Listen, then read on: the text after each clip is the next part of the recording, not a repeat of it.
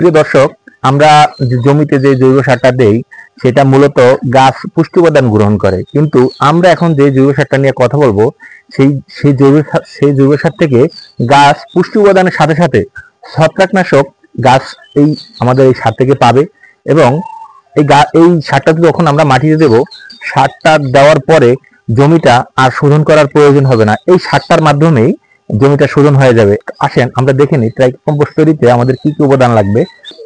যেমন আমরা গোবর নিয়েছি, খড়কুটা নিয়েছি, কাঠের ভুসি নিয়েছি, তারপরে আমরা কলার গাছ নিয়েছি ছোট ছোট করে, ছাই নিয়েছি, এখানে নিম পাতা এবং অন্যান্য কিছু নিয়েছি উচ্ছিষ্ট, এখানে আমরা কচুরি বানা নিয়েছি, এখানে খৈল এবং চিটাগুড় আমরা মিশ্রণ করে রেখেছি, এটা আমরা ব্যবহার করব। এবং এই জৈব সার তৈরির যেই মূল প্রধান উপাদান সেটা হচ্ছে বায়োডার্মা। এই যে ট্রাইকোডার্মা পাউডার, এই ট্রাইকোডার্মা সমৃদ্ধ বায়োডার্মা, এইটা হচ্ছে আমাদের এই সারের মূল উপাদান। এখন আসেন আমরা দেখি কিভাবে এই ট্রাইকো কম্পোস্ট সারটা আমরা প্রস্তুত করতে পারি।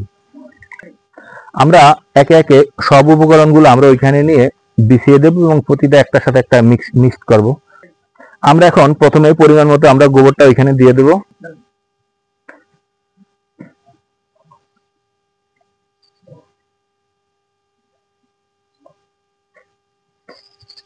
পাশে দিন।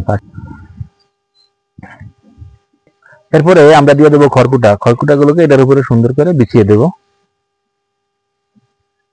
তারপরে আমরা দিয়ে দেবো পরিমাণ মতো কলা গাছ কুচি,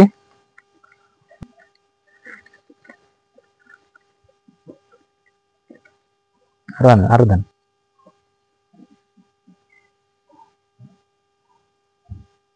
তারপরে আমরা দিয়ে দেবো পরিমাণ মতো ভুসি, একটা না দেড়টা দেন।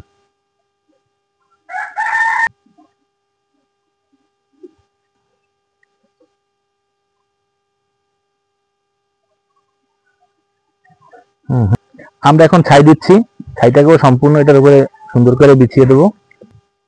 আচ্ছা, এখন আমরা লতা পাতা এবং যে নিম পাতা কুচি সেটা আমরা এটার সাথে মিক্স করে দেবো। আমরা কচুরি বানা দিচ্ছি, কিন্তু কচুরি বানা দেওয়ার সময় আমাদের লক্ষ্য রাখতে হবে কচুরি বানা গুলো যেন কোনো মতেই শুকিয়ে না যায়, এটা ভিজা থাকতে হবে।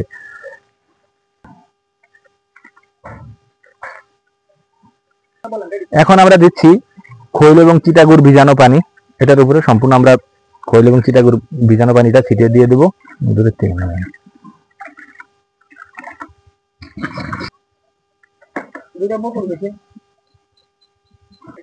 সর্বশেষ আমরা দেবো এই ট্রাইকোডার্মা পাউডার। এই ট্রাইকোডার্মা পাউডারটা হচ্ছে এই সারের মূল উপাদান।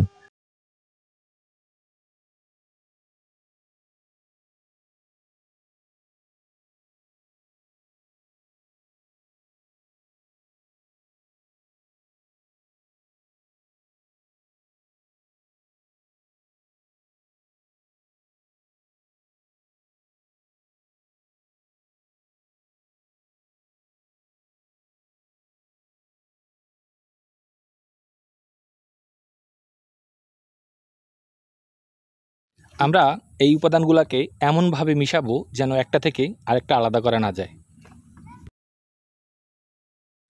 আমরা এই উপাদানগুলোকে এখন সবগুলোকে হাউজের মধ্যে দিয়ে দেব।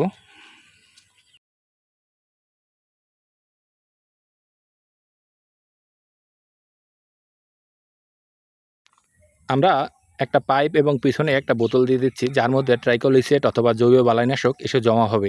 আমরা 30 দিন পর্যন্ত এই বালাইনাশকটা আবার ওই হাউজে দিয়ে দেব এবং 30 দিন পরে আমরা পরবর্তীতে ছত্রাকনাশক হিসাবে এটা আমরা জমিতে ব্যবহার করব। ভিডিওটি দেখার জন্য আপনাদের সবাইকে ধন্যবাদ জানাচ্ছি এবং পরবর্তীতে কৃষি বিষয়ক যে কোনো ভিডিও পাওয়ার জন্য আমাদের চ্যানেলটি সাবস্ক্রাইব করে রাখবেন। ধন্যবাদ সকলকে।